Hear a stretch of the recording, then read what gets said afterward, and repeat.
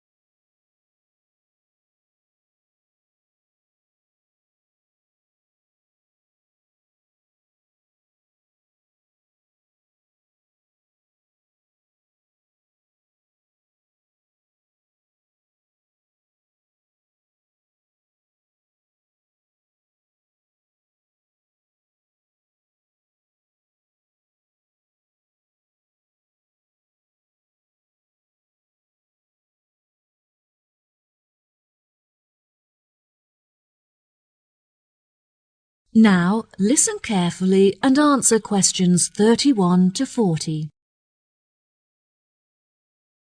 Good morning, everyone. Welcome to the second lecture in our series on modern technology. Today I'll be discussing the recent developments in nanotechnology in addition to its applications in a number of environments, such as domestic and medical. First of all, I'd like to begin with a short explanation of what nanotechnology is. It is the manipulation of matter on an atomic, molecular, and supramolecular scale. Because of its limitless applications and uses, the government has invested billions of dollars into the research and development of nanotechnology in order to explore its potential. It is only recently that we have been able to engage in the development of nanotechnology, since the particles are so minuscule that a new type of microscope had to be invented to enable us to see them. Many of you may not realize that we all use nanotechnology in our homes as a part of our daily lives. For example, a new dietary supplement uses nanotechnology in order to help our body to absorb iron from our diet more efficiently, which can help to prevent anemia. This technology also makes it easier and cheaper for factories to produce foods such as chocolates, as the nanomolecules help the food to meet our recommended daily intake of certain vitamins and minerals.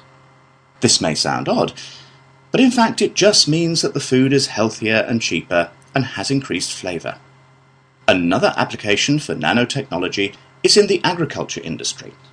In the past, farmers have been using many artificial chemicals to fertilise the soil, which is extremely bad for the planet, as it contaminates the water that we drink. By using nanotechnology, scientists have been able to develop a spray which increases the efficiency of fertilizers that occur naturally in the soil. This means that a lot more food can now be produced per square hectare, making it cheaper and more efficient to grow without harming the planet.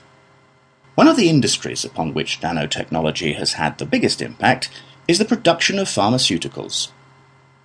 One of the most commonly occurring illnesses is food poisoning, as many foods have naturally occurring contaminants that can be harmful if eaten without being thoroughly cooked. Nanotechnology makes it possible for us to sterilize the food and make it safe to eat by killing these bacteria. A major success in the use of nanotechnology in the medical field is in the treatment of cancer. Researchers have found that they can attach medicine to nanoparticles, which are then injected into the body and enable the therapeutic drugs to be absorbed into the veins. These drugs then travel throughout the blood system and target cancerous tumours. Scientists have also discovered that certain metals contain nanoparticles that have antibacterial qualities with the ability to destroy over 650 types of bacteria. These metals are used, for example, on fridges to prevent the growth of bacteria. They can even be woven into materials to create clothing that is self-cleaning and has an attractive metallic appearance.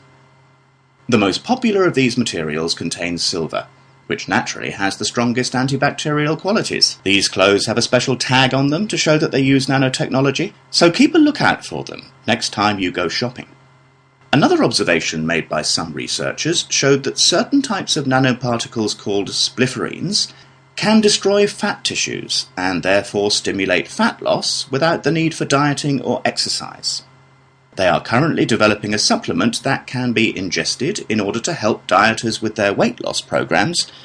It is predicted that these supplements will be on the market by 2020. I would like to finish today's lecture with a final example of a domestic application for nanotechnology: cosmetics. Nanoparticles are used in many makeups and body lotions, but they have the greatest effect in sun cream.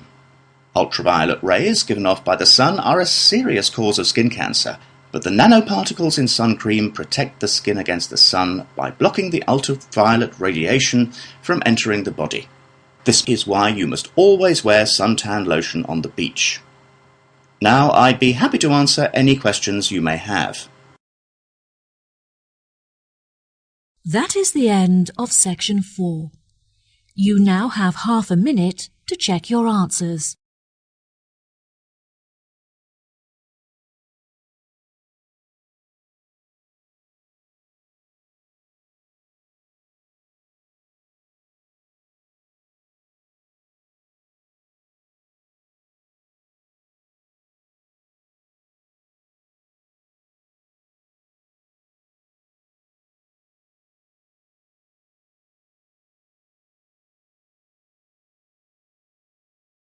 That is the end of the listening test.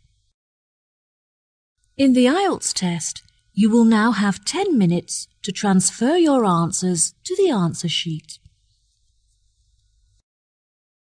Please wait for the answers.